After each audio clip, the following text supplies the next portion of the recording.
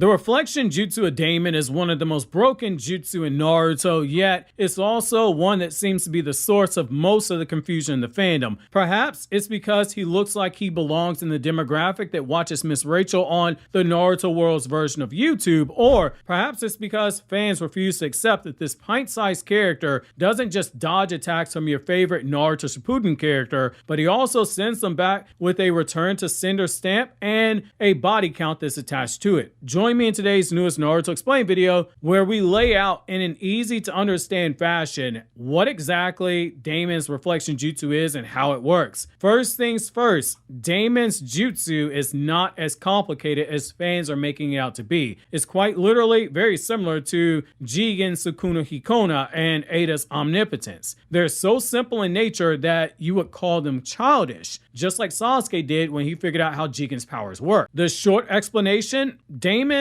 has the power to reflect attacks that are targeted at him. So if you fight in battle, that majestic flame destroyer jutsu, it would literally blow up inside your mouth if you're Madara. Before you even finish the attack, your head, it will just be on fire. However, Damon is able to reflect under two primary circumstances in general, with each of those two having subcategories to them. And that's where some of the confusion comes into play based on what I've seen. And that's where we get into the longer answer, basically this entire video. Damon does not just have one reflection ability trigger. He has two. Let me restate that. Damon has more than one trigger for reflection, meaning Damon under one circumstance can ruin your day repeatedly, or he can quite literally deplete all of your health bars right on the spot depending on the circumstance. The first is intent. Reflection is something like this where it gets people killed for thinking too loud, basically. Based on what I've seen, this is the part that people keep butchering and getting wrong. Damon can reflect killing intent without touching anyone. No setup, no stance, no let me just grab somebody real quick. You think about killing him, basically if your thoughts are strong enough and directed at him, you are already dead depending on how strong that killing intent is. Let's put this in another way, because this is downright nasty when you think about it. This jutsu is not just reacting to the killing intent attack. It's reacting to the intent behind the attack. That means the moment that the thought forms in your head that you want to cut Damon's head off, the ability is already ahead of you and your own head will be rolling on the floor faster than Metal Lee lost relevancy in the manga. Does that feel unfair? Does it feel like a cheat code? It should, because it is. However, there are layers to the intent because not all killing intent is the same, particularly in how it is measured by reflection. The stronger the killing intent, the stronger the reflection is. Let's look at the Code battle. Code's killing intent was there, but it was also suppressed, and just that small thought of Code that he had during their battle caused damage to Code. While Damon was touching Code in this instance, to restate this though, he does not need to touch someone to reflect killing intent. We see this in Damon's literal debut where his hands aren't touching anyone and the head is lopped off of one of Boro's minions when they thought about killing him. To put this even more simply, if you come at Damon believing that you're the main character on some main character energy, getting ready to bust out your ace in the hole jutsu to kill him, you just scale your own execution. It's basically a system where your confidence in the bloodlust of the attack determines how hard you get folded. The stronger the intent, the more damage is done. However, this is not the only way he can reflect things. The second attack is attack reflection, and that's where the rules really begin to matter. That's where having a firm grasp really matters. So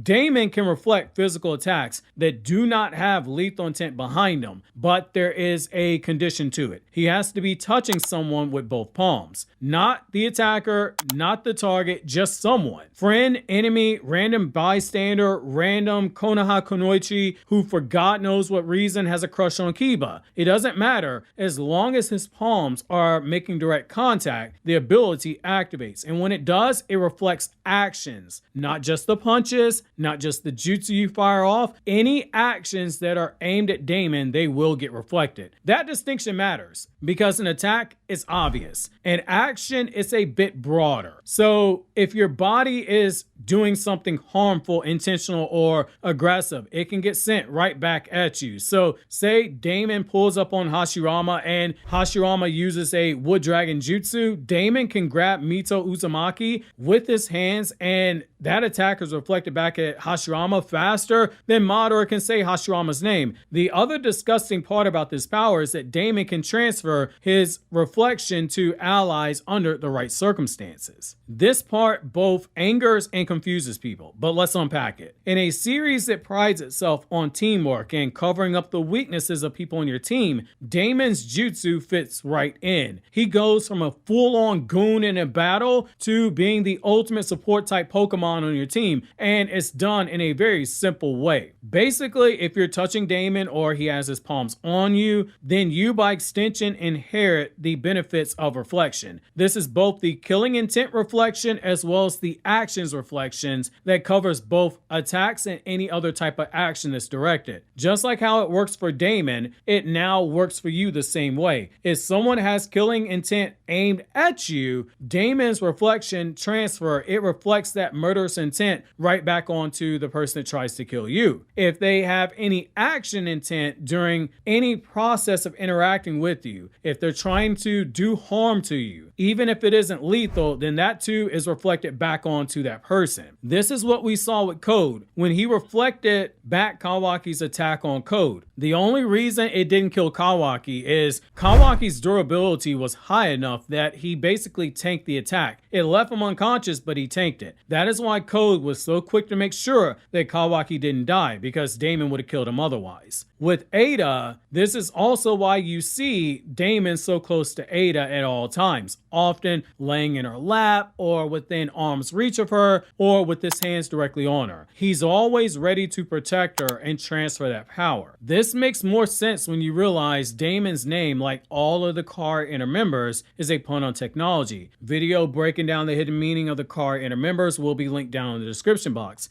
Damon and technology, they run in the background, just like Damon's ability. Damon is basically weaponizing proximity at this point with the reflection transfer. Your own thoughts can betray you if you're thinking about attacking or killing him or whoever he's transferred that ability to. Your own brain is basically a landmine that's waiting to explode. Yet, this is also where some of the confusion comes into play. The part of Damon touching people is partly due to Bug telling Code that Damon needs to touch someone to use reflection right before the attack. Bug in this moment gave Code intel needed to fight Damon head up, but the context matters. Context that we have that Bug did not fully explore. The intent itself matters. Was it killing intent or was it action? That has to be established. Thoughts of bloodlust directed at him, and Damon does not need to touch you. That is why in part 1, Boruto was so careful and freaking out when he was worried he might think about accidentally killing Damon. Let's say you have thoughts about punching Damon in the face, then Damon either needs to be touching you or someone else in the area to reflect that attack back at you. Now, the Mamushi battle, it just added to the confusion when it really shouldn't have, in my opinion. During this fight, people threw around the dreaded N-word, and no, not that word. The N-word in this case is nerf, the word that anime fans love to use while misusing it. That word should not have been used in this fight. The conditions for reflection stayed the same. Non-lethal attacks were aimed at Damon, and when that happened, he needed to make physical contact with someone, like say the Mamushi clones or sister Ada. When they had physical harm intent aimed at Ada,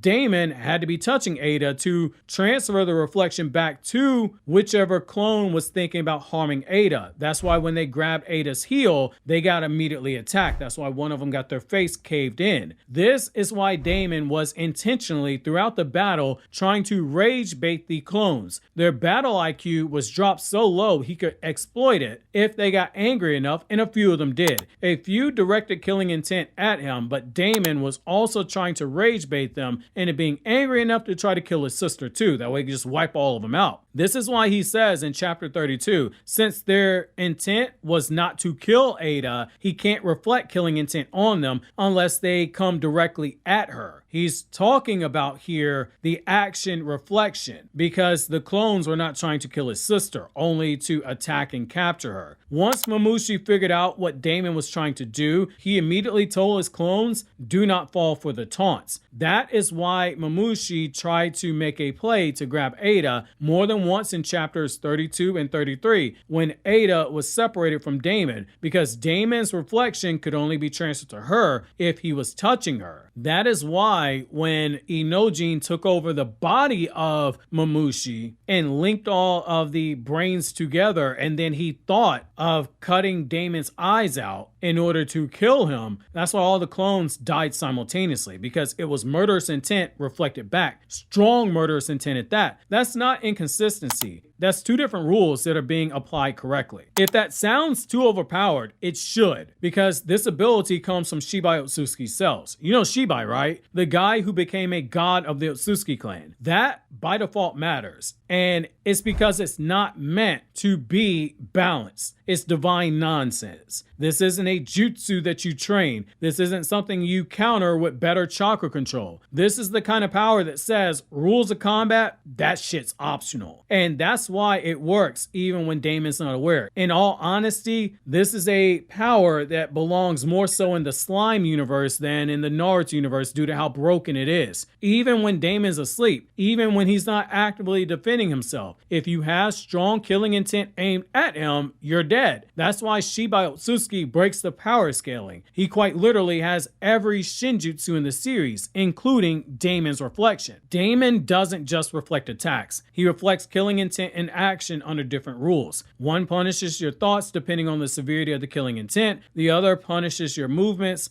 / your actions. And if you don't know which one you're triggering, you're basically flipping a coin where both sides say you lose. Obviously, if you enjoyed this video, consider subscribing, clicking here to watch more videos from the Ninjutsu Handbook, or click here to check out this video that YouTube says that you would enjoy watching.